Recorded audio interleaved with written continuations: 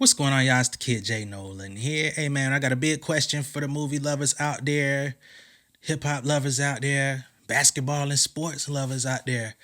Which one of y'all actually asked for a White Man Can't Jump remake? Go ahead, tell me down below in the comments, man. Who asked for this movie? Okay, now I know they wanted to do this specifically for Jack Harlow. I know that the role was basically primarily created for him to excel, and I think he probably is gonna do a semi-good to decent job in the movie. I mean, he already seems like a pretty charming guy. I mean, just off of his own merit. But I typically try to reserve my opinion on remakes until I actually get the opportunity to see it. But I just watched the so-called first look trailer that was released. Number one, you gotta understand this movie is going straight to Hulu. I don't know how many of you guys out there have seen straight to Hulu projects, but they're not typically very good. The Wu-Tang series is probably the best thing to come out of Hulu for a while. Little Fires Everywhere was pretty good as well. You're talking about two hits out of the last 3 years or so. I mean, come on. Another reason why this is probably not a good idea is because Kenya Barris wrote it. I just tried to watch You People the other day,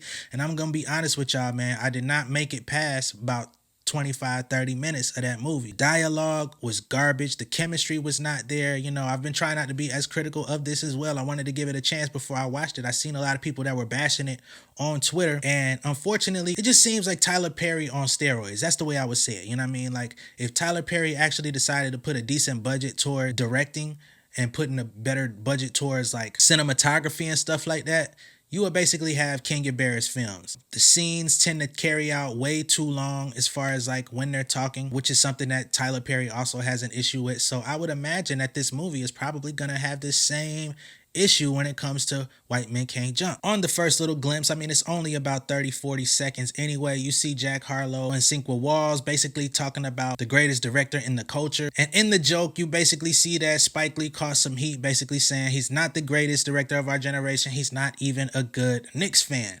Whatever, I ain't tripping off that. I seen some people online that were pretty mad about that joke. Number one, because I guess it came from Jack Harlow and they felt like it was a racially distasteful joke, which unfortunately I feel like this movie is going to be littered with the same types of comedy and dry humor, so get used to it. I'm not taking the same stance that I've seen others take on that. I really don't care.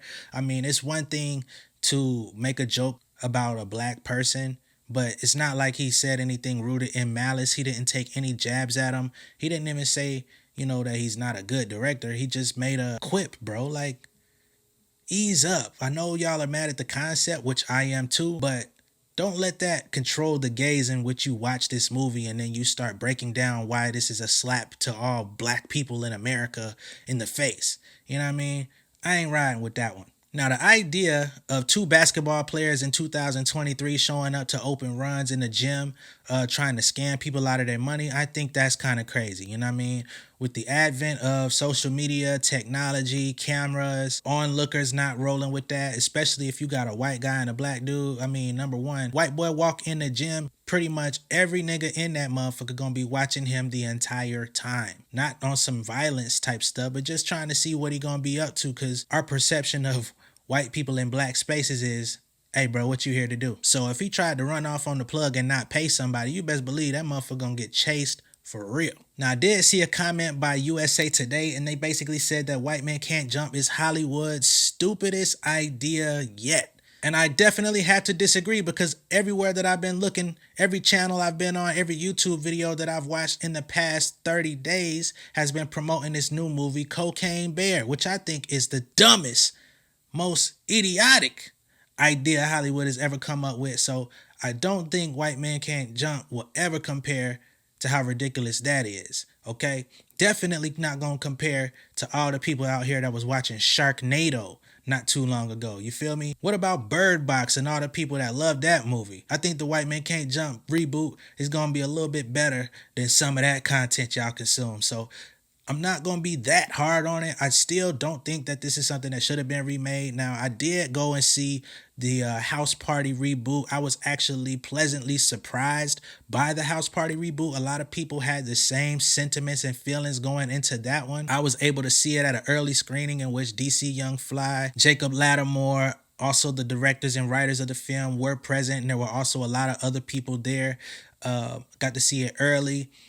They told us up front, like, yeah, we're gonna use the foundation of the original to create, the ambiance and the space and the groove of the movie, but we're taking a hard left and we're gonna have our own individuality to it. After seeing it, I definitely understood and appreciated the direction that they took it in. Some people felt it was excessive. For those of y'all that may not have seen the movie, please go watch it. But definitely the inclusion of Kid Cudi's character and how he kind of introduced another world to the house party situation, I thoroughly enjoyed it. I thought it was dope. I thought the whole thing was actually pretty good. They had a pretty good chemistry throughout the characters. I wasn't mad at it. Now, do I think that they should make another House Party 2, a House Party 3, and keep that going?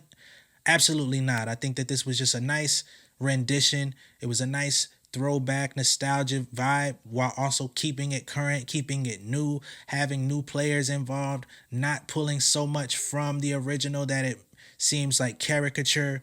Is more of an homage while keeping it original, okay? I don't know how you're going to be able to pull that off with White Men Can't Jump because the foundation of that movie is so rooted in a specific time frame.